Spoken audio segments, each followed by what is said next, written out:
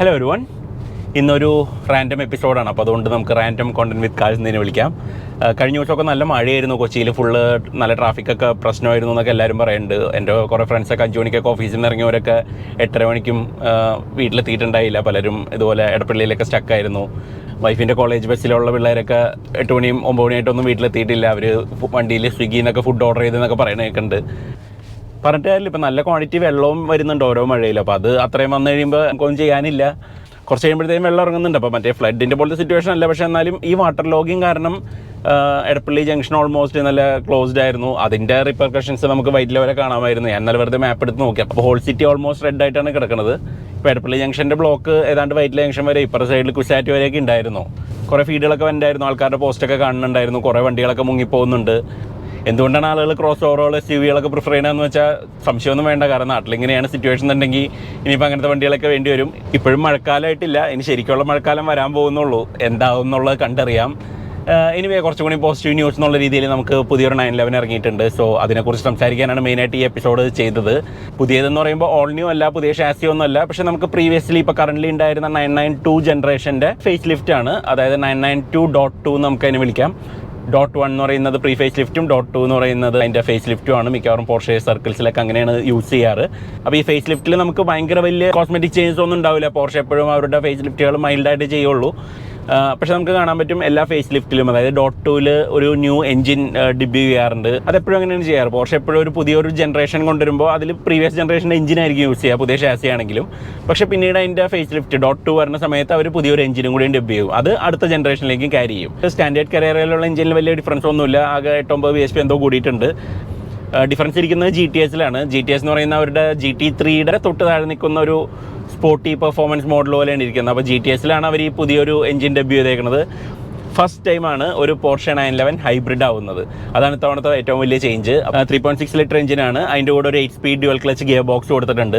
ഇതിൻ്റെ രണ്ടിൻ്റെ ഇടയിൽ അവരൊരു മോട്ടർ കൊടുത്തിട്ടുണ്ട്. അത് ഫ്രണ്ട് ആക്സിലിൽ കൊടുത്തിട്ട് വേണമെങ്കിൽ എളുപ്പം ഹൈബ്രിഡ് ഉണ്ടാക്കായിരുന്നു, 4 വീൽ ഡ്രൈവും കിട്ടുമായിരുന്നു. പക്ഷേ പോർഷെ വിചാരിച്ചു അങ്ങനെ വേണ്ട, നമുക്ക് റിയർ വീൽ ഡ്രൈവ് വണ്ടികൾ റിയർ വീൽ ഡ്രൈവായിട്ട് തന്നെ കീപ്പ് ചെയ്യാം എന്നുള്ള രീതിയിൽ എഞ്ചിൻ്റെയും ഗിയർ ബോക്സിൻ്റെയും ഇടയിലാണ് അവർ ആ ഒരു ഇത് കൊടുത്തേക്കുന്നത്. ആക്ച്വലി പ്രീ ഫേസ് ലിഫ്റ്റിൻ്റെ ഗിയർ ബോക്സിൽ 992-ൻ്റെ ഏർലിയർ മോഡൽസിലൊക്കെ നമുക്ക് കാണാം അതിൽ ഒരു ഹൈബ്രിഡ് മോട്ടർ കൊടുക്കാനുള്ള ഒരു സ്പേസ് ഒക്കെ ഉണ്ടായിരുന്നു. പക്ഷേ ഫൈനലി ഇതിലാണ് അത് ഫുൾ പ്രൊഡക്ഷനിൽ വന്നത്. മേ ബി ഇതിന് വേണ്ടിയിട്ട് അവർ കാസ്റ്റിംഗിൽ അങ്ങനെ കൊടുത്തതായിരിക്കാം. ഫൈനലി നമുക്ക് ഈ ഒരു വേർഷനിലാണ് അത് വന്നേക്കുന്നത്. On its on engine 485 horse power ഉണ്ട്, 570 Nm ടോർക്ക് ഉണ്ട്. അതിൻ്റെ കൂടെ ഇലക്ട്രിക് മോട്ടർ ഒരു 54 ഹോഴ്സ് പവറും 150 Nm കൂടി ആഡ് ചെയ്യും. കമ്പൈൻ ഹോഴ്സ് പവർ 541 bhpയും 610 Nm ഉണ്ടാക്കുന്നുണ്ട്. 541 bhp അത് ഭയങ്കര സിഗ്നിഫിക്കൻ്റ് ആണ്. കാരണം കുറച്ച് കാലം മുന്നേ ഒരു ടർബോൻ്റെ പവർ ഔട്ട്പുട്ട് ആയിപ്പോൾ ഒരു GTS-ന് ഹൈബ്രിഡ് എന്നാണ് അവരിതിനെ വിളിക്കുന്നത്. ടർബോ ഹൈബ്രിഡ് എന്നുള്ളതാണ്.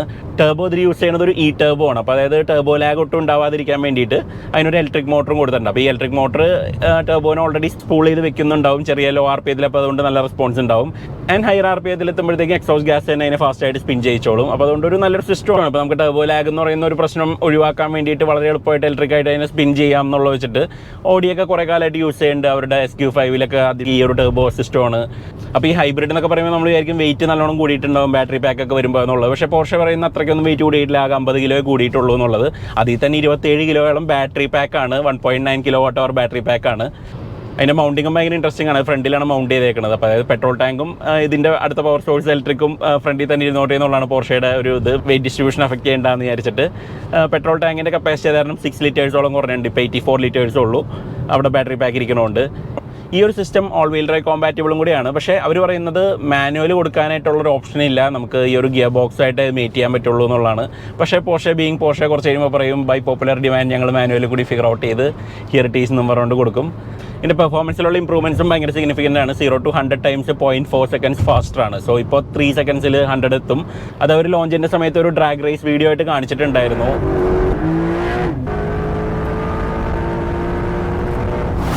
സിഗ്നിഫിക്കൻറ്റ് ഗ്യാപ്പ് ഉണ്ട് മുന്നത്തെ GTS ആയിട്ട്.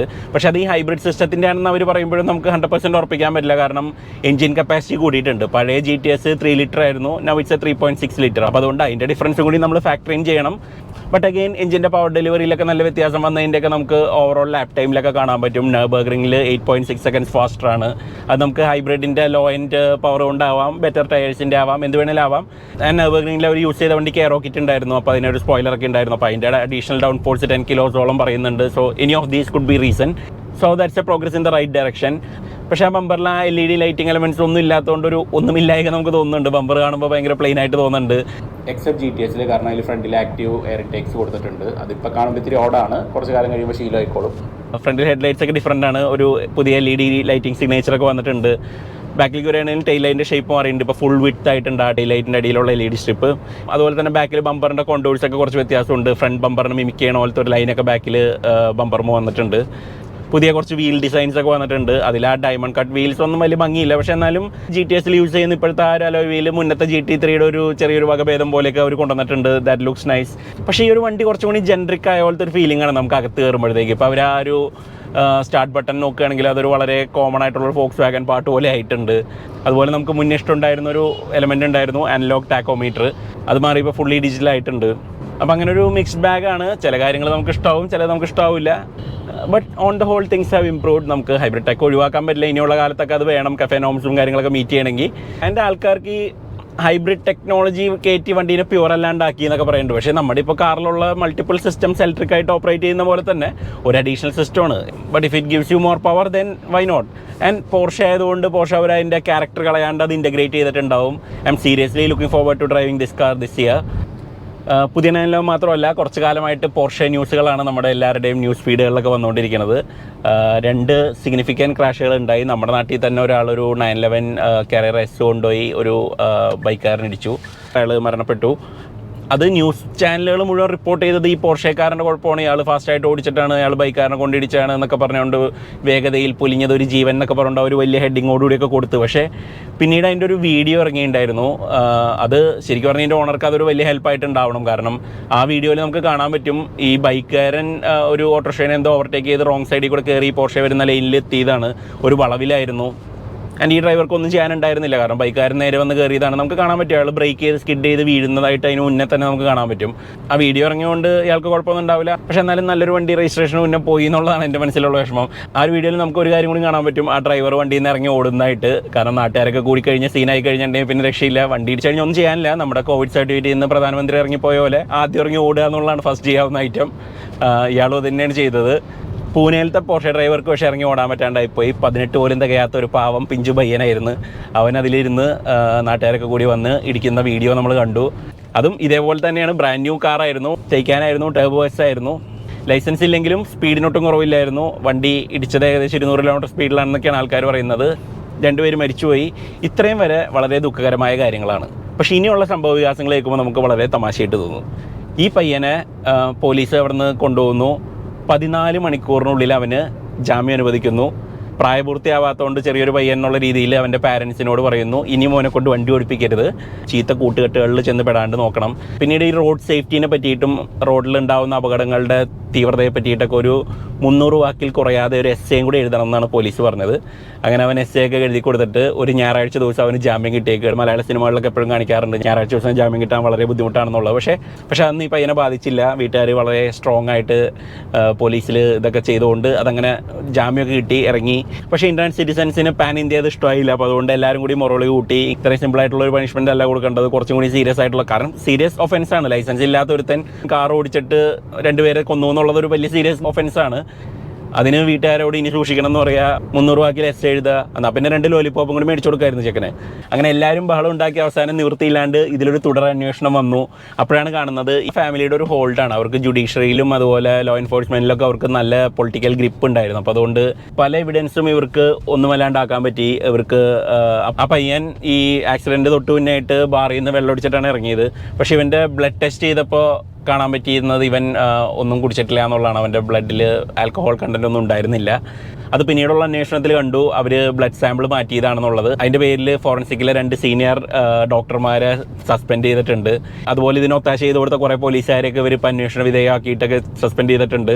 അതുപോലെ ഇതിനൊക്കെ ചുക്കാൻ പിടിച്ചിരുന്ന അവിടുത്തെ ഒരു ലോക്കൽ MLA ആണ്. അപ്പോൾ അയാളിലേക്കും അന്വേഷണം വ്യാപിപ്പിച്ചിട്ടുണ്ട്. ഈ പയ്യനെയും ഇവൻ്റെ അച്ഛനെ അറസ്റ്റ് ചെയ്തിട്ടുണ്ടായിരുന്നു. പക്ഷേ അപ്പോഴാണ് അടുത്ത ട്വിസ്റ്റ്. അവർ പറയുന്നു വീട്ടിലെ ഡ്രൈവറായിരുന്നു വണ്ടി ഓടിച്ചിരുന്നതെന്ന് പറഞ്ഞിട്ടൊരു പുതിയൊരു വാദം അവർ മുന്നോട്ട് വെച്ചു. ഏതാനും മണിക്കൂർ കഴിഞ്ഞപ്പോഴത്തേക്കും ഡ്രൈവർ പറഞ്ഞു, ഞാനൊന്നല്ല വണ്ടി ഓടിച്ചിരുന്നത്, എന്നെ പേടിപ്പിച്ച് അങ്ങനെ ചെയ്യിപ്പിച്ചാണെന്നൊക്കെ പറഞ്ഞുകൊണ്ട്, വീട്ടുകാരെന്നെ നിർബന്ധിച്ചാണെന്നൊക്കെ പറഞ്ഞുകൊണ്ട് ഡ്രൈവർ പോലീസിൻ്റെ അടുത്ത് തുറന്നു പറഞ്ഞു. അപ്പോൾ അങ്ങനെ ഇതൊക്കെ ചെയ്യിപ്പിച്ചത് കൊച്ചിൻ്റെ മുത്തച്ഛനായിരുന്നു. അങ്ങനെ കൊച്ചിൻ്റെ അച്ഛനും കൊച്ചിൻ്റെ അച്ചാച്ചനും എല്ലാവരും ജയിലിലായി. അങ്ങനെ അവൻ്റെ ഒരു ഒടുക്കത്തൊരു പോർഷ ഓടിക്കൽ കാരണം ഇത്രയും പേര് അകത്തായി. ഇൻഫാക്ട് അവനെ നമ്മൾ അഭിനന്ദിക്കണം, കാരണം ഒരു കറപ്റ്റ് സിസ്റ്റം മുഴുവൻ അവൻ എക്സ്പോസ് ചെയ്തു, കുറേ പേര് അഴിക്കുള്ളിലാക്കി. ഇൻഫാക്ട് ഇത് പൂനെയിലൊക്കെ നടക്കും. നമ്മുടെ നാട്ടിൽ ഇവ കാര്യങ്ങളൊന്നും ചിന്തിക്കുകയും വേണ്ട. നമ്മുടെ പോലീസ് സിസ്റ്റവും നമ്മുടെ മോട്ടോർ വെഹിക്കിൾ ഡിപ്പാർട്ട്മെൻറ്റും ഒക്കെ 0 ടോളറൻസ് ആണ്, ഇവ കാര്യങ്ങളൊന്നും വെച്ച് പുലർത്തൂല. കഴിഞ്ഞ ദിവസം തന്നെ ഒരു യൂട്യൂബർ വണ്ടിയുടെ ഉള്ളിൽ ടാർപ്പാളിനൊക്കെ വിരിച്ച് വെള്ളമൊക്കെ നിറച്ച് അതൊരു സ്വിമ്മിംഗ് പൂളാക്കി മാറ്റിയിട്ടുണ്ടായിരുന്നു. ചൂട് കാരണം ചെയ്താണെന്നാണ് പുള്ളി പറയുന്നത്, വിവരമില്ലായ്മ കാരണമാണെന്ന് ബാക്കിയുള്ളവരും പറയുന്നുണ്ട്. എന്തായാലും ഒരു ടാറ്റ സഫാരിയുടെ അകത്താണ് ചെയ്തത്. നമ്മൾ നോർത്ത് ഇന്ത്യയിലൊക്കെ കുറേ വീഡിയോസിലൊക്കെ കണ്ടിട്ടുണ്ട് അവർ വണ്ടിയുടെ ഉള്ളിൽ ഇതുപോലെ വെള്ളം നിറച്ചിട്ട് സ്വിമ്മിംഗ് പൂളായിട്ട് യൂസ് ചെയ്യുന്നത്. അത് കണ്ട് ഇൻസ്പയർഡ് ആയിട്ടാണോന്ന് അറിയില്ല. ഈ പുള്ളി തന്നെ കുറേ കാലം മുന്നേ ഈ സഫാരിക്ക് ഇല്ലാത്ത പ്രശ്നങ്ങളില്ലാന്നും പറഞ്ഞുകൊണ്ട് ഫുൾ കംപ്ലയിൻ്റ് ആയിരുന്നു. അവസാനം വണ്ടിയുടെ കംപ്ലയിൻ്റ് ഒക്കെ മാറ്റി കഴിഞ്ഞപ്പോഴത്തേക്കും പുതിയ കംപ്ലയിൻറ്റ് ഉണ്ടാക്കാൻ വേണ്ടിയിട്ടാണ് തോന്നുന്നു പുള്ളി അതിൽ വെള്ളമൊക്കെ നിറച്ചത്. ആ ഒരു വീഡിയോയിൽ നമുക്ക് കാണാൻ പറ്റും, ആ ഒരു വണ്ടി ബ്രേക്ക് ചെയ്യുന്ന സമയത്ത് ആ ടാർപ്പാളിൻ തുറന്ന് വെള്ളം സൈഡിൽ പോയിട്ട് ഈ സീറ്റിൻ്റെ അവിടെ നിന്ന് എയർ ബാഗിൽ നിന്ന് വരുന്നതായിട്ട്. നമുക്ക് അത്രയും എക്സ്പെൻസീവ് ആയിട്ടുള്ളൊരു വണ്ടി അങ്ങനെ ചെയ്യാൻ എങ്ങനെ തോന്നി എന്നുള്ളതാണ് ക്വസ്റ്റ്യൻ. എനിക്ക് ആ ഒരു എക്സ്പെരിമെൻറ്റിനേക്കാൾ അതിൻ്റെ എക്സിക്യൂഷനാണ് വളരെ ബുദ്ധിമുട്ടായിട്ട് തോന്നിയത്. നമുക്ക് കാണാൻ പറ്റും ഫ്രണ്ട് സീറ്റും വന്ന് ഹെഡ് റെസ്റ്റുമേ കൂടെ കയറൊക്കെ ഇട്ടിട്ട് ആ ടാർപ്പാളിൻ കെട്ടി വെച്ചേക്കുന്നത്. ഇത്രയും കൂടി താഴ്ത്തിയിട്ട് ഈ കമ്പിയുമൊക്കെ കെട്ടിയിരുന്നെങ്കിൽ ഇത്രയും കുഴപ്പമില്ലായിരുന്നു. എനിവേ സഫാരിയുടെ സൈഡിലുള്ള എയർ ബാഗ് പ്രവർത്തിക്കുന്നതിൻ്റെ അത്രയും തന്നെ കാര്യക്ഷമമായിട്ട് നമ്മുടെ മോട്ടോർ വെഹിക്കിൾ ഡിപ്പാർട്ട്മെൻറ്റും പ്രവർത്തിക്കുന്നുണ്ടെന്ന് പുള്ളി നമുക്ക് തെളിയിച്ചു തന്നിരിക്കുകയാണ്. MVD അപ്പം തന്നെ ഓണറുടെയും ഓടിച്ചിരുന്ന ആളുടെയും ലൈസൻസ് സസ്പെൻഡ് ചെയ്തു. അതുപോലെ തന്നെ വണ്ടിയുടെ രജിസ്ട്രേഷനും താൽക്കാലികമായിട്ട് റദ്ദാക്കിയിട്ടുണ്ട്. ഇപ്പോൾ നമ്മൾ തുടക്കത്തിൽ പറഞ്ഞ പോലെ ഒരു സൈഡിലെ ആൾക്കാർ റോട്ടിലെ വെള്ളം വണ്ടി കയറാണ്ട് വീട്ടിലെത്താൻ വേണ്ടി എങ്ങനെയും കഷ്ടപ്പെടുമ്പോൾ വേറൊരുത്ത വണ്ടിയിൽ മനഃപൂർവ്വം വെള്ളം നിറച്ചുകൊണ്ട് റോട്ടിലോട്ട് ഇറങ്ങുകയാണ്. അപ്പോൾ എന്തായാലും ഈ വീഡിയോ നമുക്ക് ഇവിടെ അവസാനിപ്പിക്കാം. പുതിയ പോർഷ 911 കുറിച്ചും അതുപോലെ ഈ ഉണ്ടായ പോർഷ ആക്സിഡൻസിനെ പറ്റിയിട്ടും അതുപോലെ മോട്ടോർ വെഹിക്കിൾ ഡിപ്പാർട്ട്മെൻറ്റിൻ്റെ ഈ ഒരു നടപടിയെ കുറിച്ചൊക്കെ ഉള്ള നിങ്ങളുടെ അഭിപ്രായങ്ങളൊന്ന് കമൻസിൽ അറിയിക്കുക. നമുക്ക് മറ്റൊരു വീഡിയോ ആയിട്ട് വേറെ ദിവസം കാണാം. Thanks for watching.